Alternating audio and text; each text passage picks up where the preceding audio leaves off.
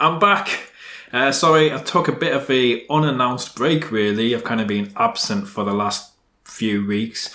I'll get into why and what I've been up to. I'll get into all of that in my next video because I don't want this video to be kind of too long. And this video is one I was thinking about putting out a while ago. This is a conversation I had during the peak of lockdown really.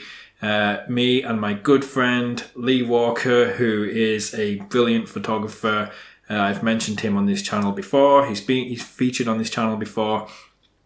He's a superb photographer, very versatile as a photographer actually. Does a lot of different things, but mainly focuses on hospitality, commercial work, working with hotels, food photography and all that kind of thing. We're both trying to pursue a career. We're both trying to build a career in photography. Now, it's always been very difficult to make a career in photography. And now with the effects of coronavirus, that's just made things even more difficult. So we were kind of discussing, you know, is it still possible? Is it still viable to pursue a career in photography?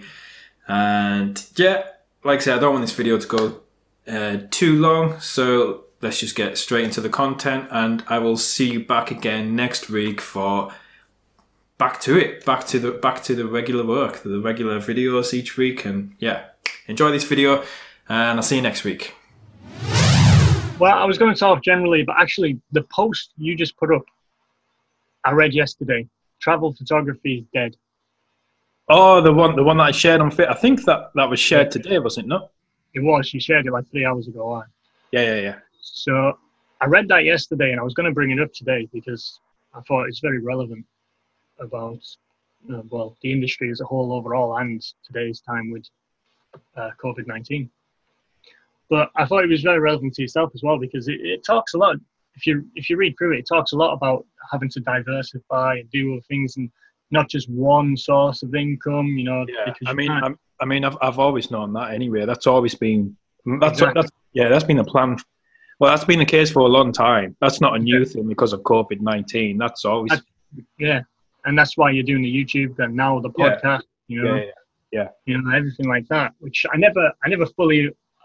I guess I understood, but I never fully appreciated before until reading that article, and I was like, oh, actually, it's building up that following and building up that genuine following. I think it all counts, and hopefully we'll get there eventually. But yeah, it's funny because it is difficult for all industries, but photography I did have. So I'm just starting out with Lee Walker Photography, but I did have 3 jobs raring to go before the lockdown, and then they were all cancelled. Photography jobs, yeah, photography jobs, yeah. But then. And nothing's obviously come about of it. And even Jeremy Ratter, the well-established photographer that I was training with and assisting, so I assisted him on 2 shoots, and then I was due to assist him on more, and then all of his work disappeared. A lot of people now, I was telling you last week, was it, or the week before, about how many people were saying to me, oh, but I can get that shot with an iPhone. And that was one thing we were going to discuss, right? Yeah. And it was really starting to grate on me because even people that actually were interested, they said, in photography, and I've not studied it. You know, I'm not. I know yourself when your friend has just graduated on it. Yeah. I've not studied it officially, but trying to teach other people, I show them just the basics and like the light triangle, aperture ISO and shutter speed, and they're not interested. And even though they show a bit of interest in wanting to know, and then as soon as you start talking about that, they're like, but I could just do auto and it does it itself. Yeah, but I mean, you don't get the best results that way. Or then they pull out the phone and says, but this does everything anyway. I'm like, yeah, but it does have its downsides depending on what image you're going for, what your final result is. Yeah, and well, people don't kind of understand that Obviously, I'm generalizing, but for the most part, the average Joe doesn't understand that your phone only has a tiny, tiny sensor. It's not going to do very well in particular, like low light situations and things like that. It doesn't handle well processing afterwards. If you don't do any type of really, any kind of post processing, it doesn't handle it well at all.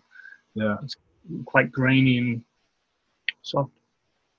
I think people don't care either, though. Now it's too much like hard work for them, so they're not interested. Yeah. But I mean, I can. I mean, you can kind of understand it though. Like, for a lot of people who like just won like a little B&B or something like that, and they're wanting photos to put up on their website of their B&B. Like, yeah, they can just do it on their phone, and in their heads, like, why will they want to pay however much? This is what I'm battling with at the moment, though, because good example for the B&B, because I'm now writing up not an email, an Instagram message to send to a few places. I'm taking a leaf out of Jeremy Ratter's book, and I'm going to contact them saying a free shoot to help you, markets post COVID-19. If you don't mind, I can use you in my portfolio and as a case study. And I've been looking at ones that have not got great photography. So I thought, I'd send them a few of mine, link to my website. So if you're interested, let me know. I think that's half the battle is convincing them that better imagery will result in higher sales, more sales. Yeah. Because they can just shoot away, but what different? Well, they're not going to look any different from any other place. And that's, with my photography, I try really hard to. Some people don't like it, because they think it's too much. It's getting bordering on surreal. But I like it, and I think it's a bit different to the norm. And actually, you're talking about favorite photographers and things like that. Serge Ramelli, I think it's Ramelli. Yeah. He was some last year that I was really following a lot of, and he talks about breaking the light and things like that. That's how he got loads of jobs. His photography stood out because it's his big secret that he's now given away. Breaking the light, he calls it, and it's. Instead of having this wall that's just a nice even light, it'll in post processing even he'll do a bit of dodge or burn. He'll just scribble it over the image, and you can't obviously see it, but there's something there that you don't know what it is, and it makes the image stand out. So I do a lot of that now, and I think it does make my stuff stand out, and I think that's the whole point still now. And again, going back to the iPhone.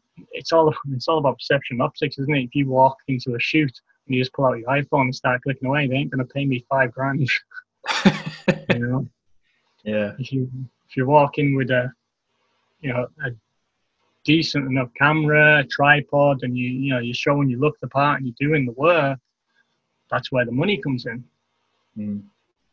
Unfortunately now, you're going to find it harder than ever now, aren't you? Because hospitality is going to be one of the main sectors that's going to suffer with all of this. Yeah. So they're just not going to. They're going to look for any way they can save money. Obviously, they're not going to be splashing out on things that they consider probably luxury. Yeah, I know. I'm hoping I got two contacts that I'm hoping some work will come from. One of them is she does marketing and PR for the Bonham, but she does it for other hotels as well. And I've done a couple of shoots for her. Well, one of a shoot for her, complimentary, just to show that I can do it and build up my portfolio.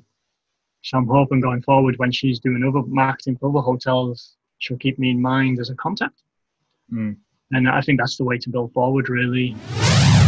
So my thing, what I was going to say is earlier, from speaking to my friend and just what my thoughts were recently on Instagram and things anyway, I've just realised that I'm not sure I want to go down the route that I was originally kind of going down. Certainly, I've just gotten a bit bored of landscape photography, really. And the whole, like, even professional landscape photographers now, basically this whole thing of like hiking up to the top of a mountain, taking a nice panoramic view at sunset, posting that on Instagram, it gets a load of likes if you're popular, and then that's it. You might sell, if you're someone like Thomas Heaton, you might sell a few prints of it. It might go into your calendar that you sell that year. But even like Instagram is just full of landscape / travel images, which are just single images that either show a nice place, just a beautiful image of Santorini at sunset, or they're showing someone living an amazing lifestyle, and you're looking thinking, oh wow, look at them, they've got an amazing life. And there's just not a lot of like depth to it really. And as I've been talking to my friend for the past few weeks, talking about our favorite photographers and some of our favorite photos and that, we've been discussing like Alex Rebb, Martin Parr, Trent Park, Bruce Gilden, like all those kind of photographers. And like all of their work, like those photographers, you remember, and you'll remember them long after they're gone, and you remember like their projects and their work, and it because they're all focused on like on stories, on specific stories, on photographing specific people and telling their story or things like that. And I've realized I don't want to go into this travel landscape photography of just taking single narcissistic photos to try and get a shitload of likes on Instagram. Yeah. I'd rather do more kind of like street documentary style and just focusing on telling some sort of story that I'm interested in. Yeah. And like, so basically focusing on projects, doing projects. That's one of the reasons I really like Sean Tucker. Yeah. He's really good at that. Connects it to past experiences and what's going on in his life and why the reasoning behind the shot. Yeah. He's really good at telling that story. Yeah. And I think the bubble's bursting on a lot of these images for just likes. These they are visually wow, but there's so many of them out there now. Exactly. Yeah, it's completely oversaturated. Yeah. So no one really. More and more people are caring less and less. So I think the bubble will burst and people will look for things with more meaning. Yeah. And then after reading the article that you just mentioned as well from Petapixel, where it was saying is travel photography dead, and reading through that and all the points that made, that just given that I was already thinking I don't want to be part of this anymore, after reading that, it just confirmed to me that even more. Yeah, it feels more and more like a rat race, doesn't it? Yeah. More I think by focusing on projects, it just, I mean, for one thing, it'll make you, automatically your work will stand out more anyway. To certain people. Yeah. Well, yeah, but I'm not. What stand out with is people you don't really want following you anyway. Sorry? So people who wouldn't stand out with, you don't want them following you anyway. Yeah. I mean, I'm not bothered about trying to get like 2 million followers on Instagram and stuff. Now, a while ago, I was bothered about trying to get as many followers on Instagram as possible because I thought, well, that's how I'm going to be successful.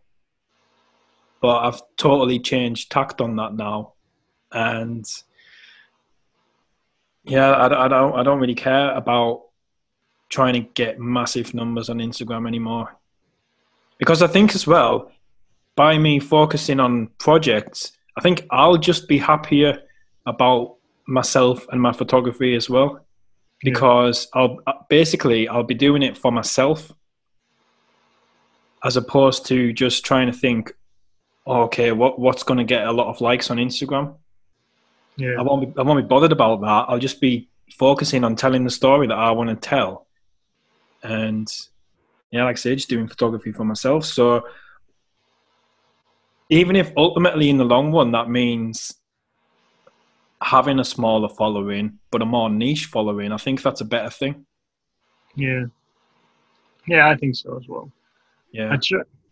It's funny you're talking about Instagram. I was really making a push a few months ago to try and get more followers on my photography account, just so it looked better. You know, if anyone was looking me up, you know, it didn't look pitiful.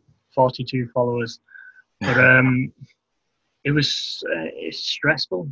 It is stressful. I've spoke about it before. I got really stressed about it last year. And it's ridiculous in the end, because it all does come down to just, I don't know what it actually comes down to, because it's still, no matter what I did, different times of the day, different types of images, different tags, nothing really made a difference. Yeah, I know. So I thought, does it really matter? Maybe not. It's more who you know. I think now I'm focusing on trying to build connections through LinkedIn and get to know people, and network a bit more, rather than just hoping someone will stumble across my images online and think, oh, I'll hire in. It's more of a, oh, I know a photographer that would be good at that. You get in contact with this guy. Yeah, I definitely think that's a better way of approaching it, rather than thinking, it's like saying, my original plan was, okay, so all I need to do is build up a large following on Instagram, and then people will approach me. People like clients and stuff will approach me and stuff. That was basically like my plan. And that might have worked 10 years ago. Yeah. Maybe, yeah, if like I'd gotten on Instagram early and was like one of the first on it, and then just like got lucky and built up a large following that way. But yeah, I think you're right. It's definitely best to, I guess, like the old school way, like before social media, actually word of mouth.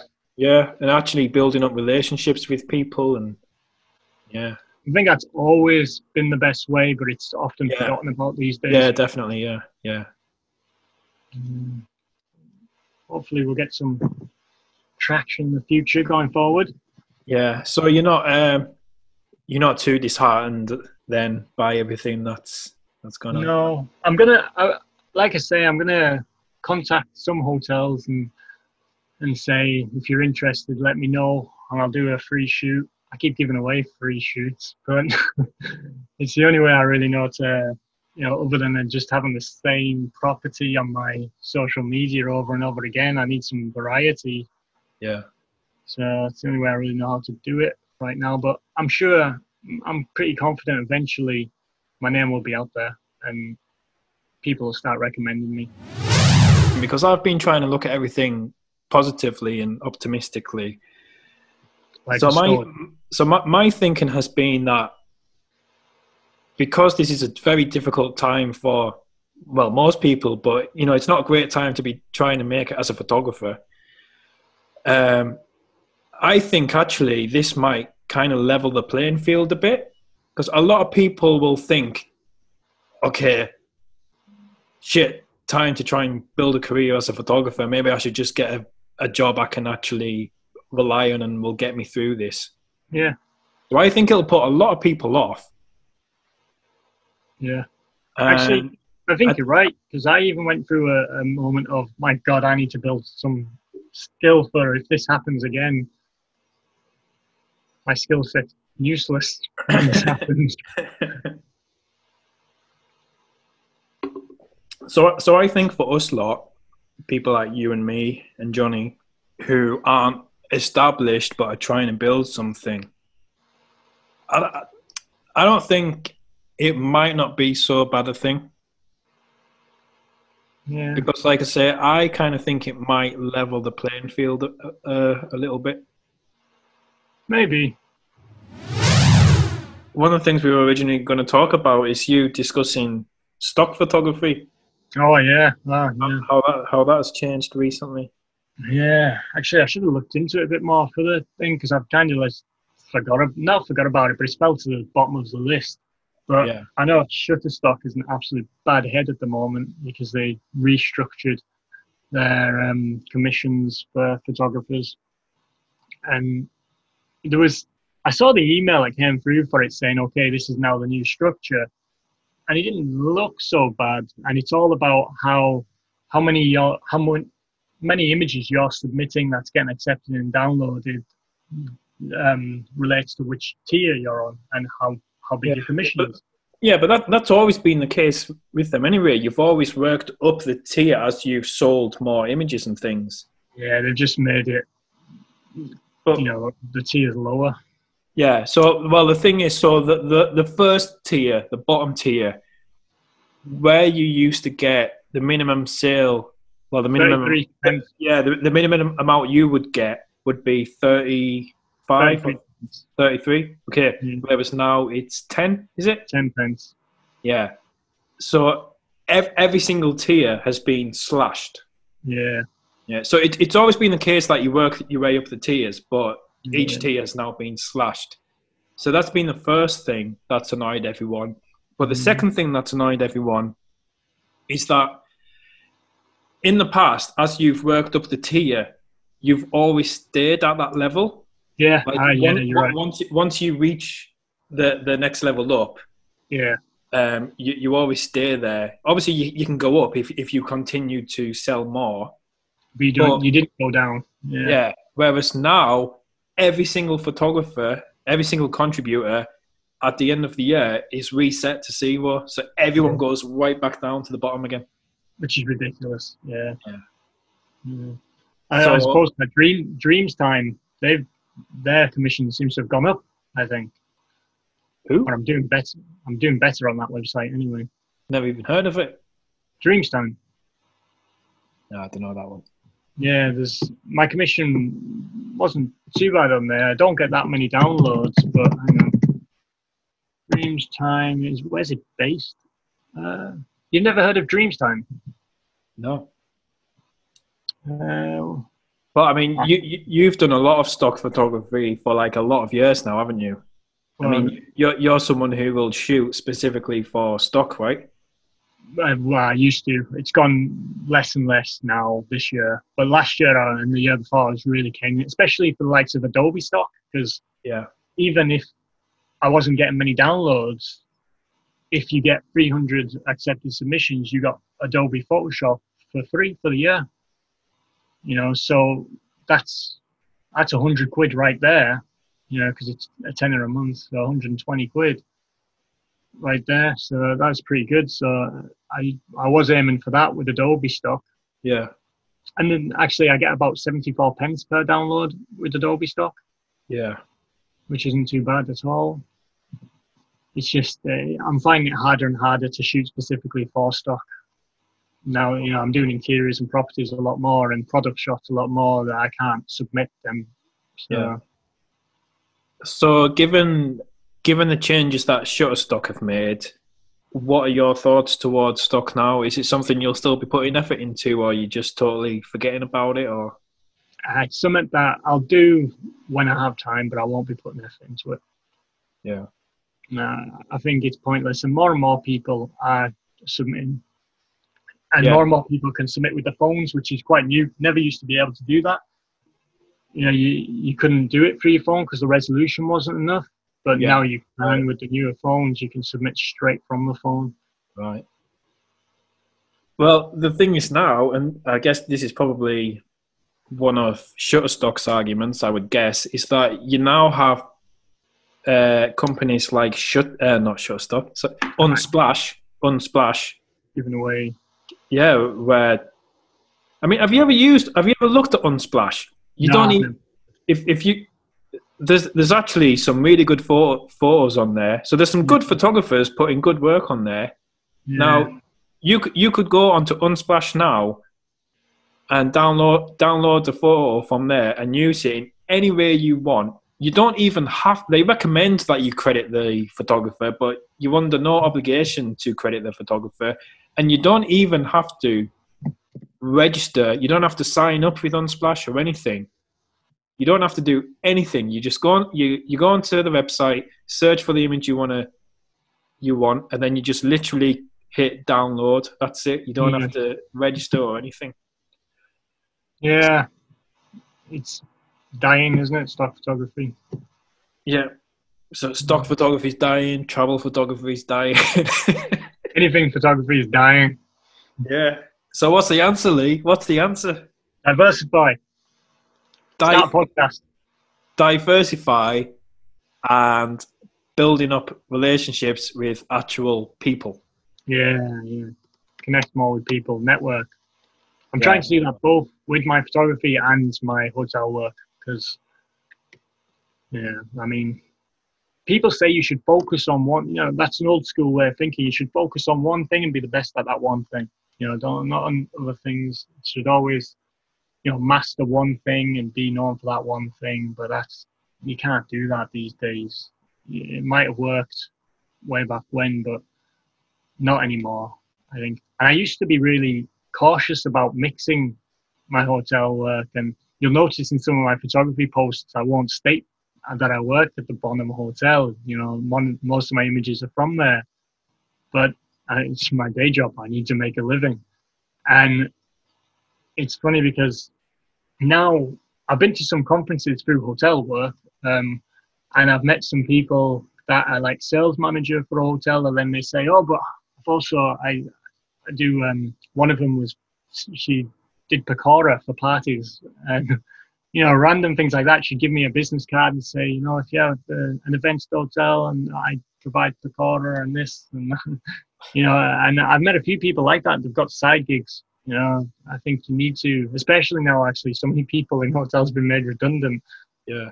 So I'm less cautious about it. I'm not too worried. I didn't want to mix it before. I thought maybe people in the hotel industry wouldn't take me seriously if they thought I was focused on photography as well.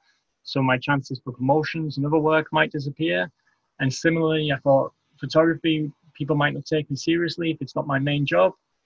But I don't think that's the case anymore. I think as long as you can show you're doing the work, you're producing good quality work, you're trying, I think that's all that really matters. And again, people have got to know you. You have to meet these people. You have to get to know them. Yeah.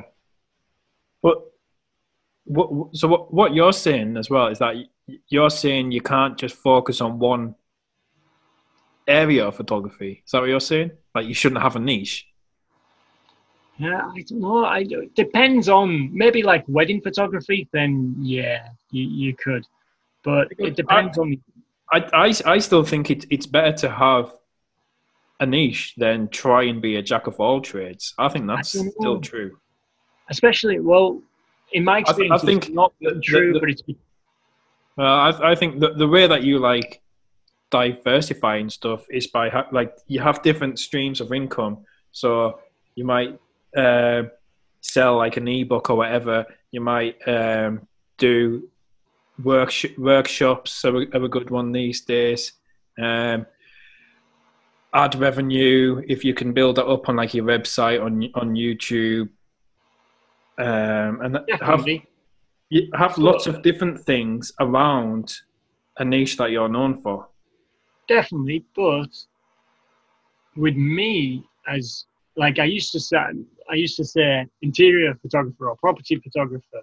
But I changed that because it gets no traction. I did Google Analytics and keyword search, and no one searches that. No one. So then I changed the hospitality photographer, and that's actually loads of stuff, lifestyle shots. You could have, you can pet photography, architecture, food and drink, trendy bar shots, cocktails, high-speed photography for the commercial, advertising. Yeah, I mean, that makes sense, and that sounds good. But so you still have a niche though. Like you're focusing on the hotel and hospitality sector. You're not doing that. No, I'm not doing that, and then doing weddings, and then doing studio portraits, and then doing Well, actually, studio portraits is part of it as well, because people want professional portraits, you know, and things like that of their workers, headshots, you know. So I've had to learn a bit more of that, which I've been practicing during lockdown. And you know, I'm finding myself having to learn more and more different types and different things. I think, I don't know. I used to. I'm even debating whether to change again from hospitality photographer to just commercial photographer. You know, because even some of the people that I've spoke to, one guy got in touch saying, one person got in touch with me this morning saying, can I do a photo shoot for their newborn baby? It's like, oh, I've been trying with my own baby. It's so hard. You know, it's next to impossible. And then someone else wanted me to shoot their dog, which was completely different from the dog shoot I did last week for the hotel. And then someone else got in touch for a takeaway food business. It's varied, you know, and why should I pigeonhole myself for just hotels? I started thinking more and more. I was like, I should just commercial photographer, you know, and be varied, because I think people are not going to stumble upon me looking for a hotel photographer. No one searches hotel photographer, whereas word of mouth, people say, he's a good photographer, get him to do it. Yeah.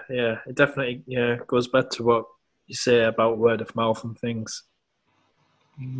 It's networking, getting to know people, and then that's the job you get, and then you just hope to God you've done some practice and you're a bit of experienced in whatever job they want you to do. Yeah. But at least,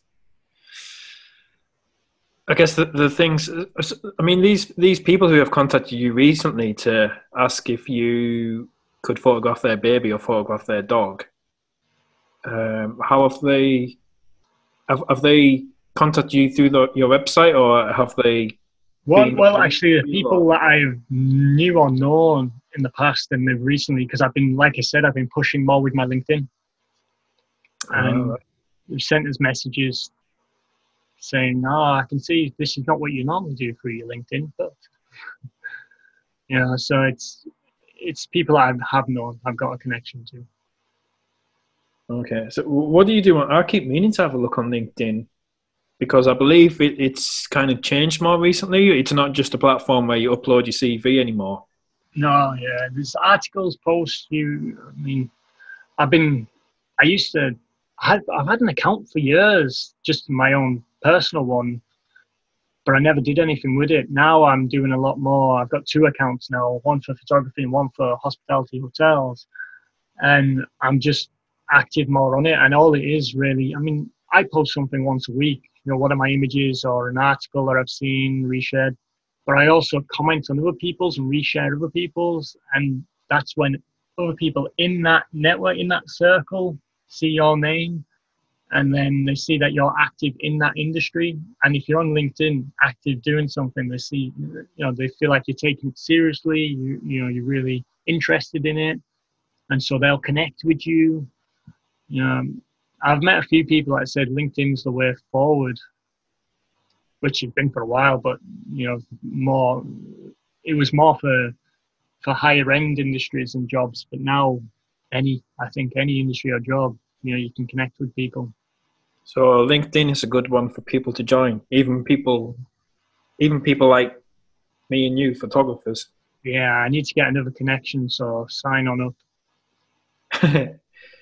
Well, like I said, I keep meaning. I was a bit unsure about what it was actually like, but I've been hearing a bit more about it more recently, and that it is a place where you can actually post content now and stuff. Yeah. So I have been meaning to have a look at it, but yeah, if I'm going what you're saying, I'll definitely. Because the reason why I should have just looked at it to find out anyway. But the reason I was skeptical about it is because I thought, well, how many like photographers and people like that are going to be on it, or is it just going to be all still just business people? For me, I've connected quite a few photographers on there, but none really from Edinburgh. They're all, you know, just for me to see what's going on in the industry. and what they're sharing, but it's a higher level of professional platform, and most of the people, I'm not getting much traction on it at the moment, but when I do get likes and shares, it's not people that I know anyway. It is professional people, so marketing managers, sales managers. Yeah, right. So I'm not looking for other photographers to like and share. Yeah. I'm looking for these people because they do it in their work capacity. LinkedIn. It's not something they do at home. It's something from it's connected to their profession. And so if they're on there looking at things, there's a reason. It's 4:30. We've got to bathe that baby. Sorry? It's 4:30. We've got to get that baby bathed and fed, and then we can eat, or else the night's gone. Oh, well. Well, thank you for your time anyway. Thank you for your time. It was nice to chat after so long. Yeah, it was, yeah. Have a good one. Hopefully I can join on a trek at some point in the not too distant future. Yeah, hopefully. You're welcome anytime anyway, just let me know. All right. All right.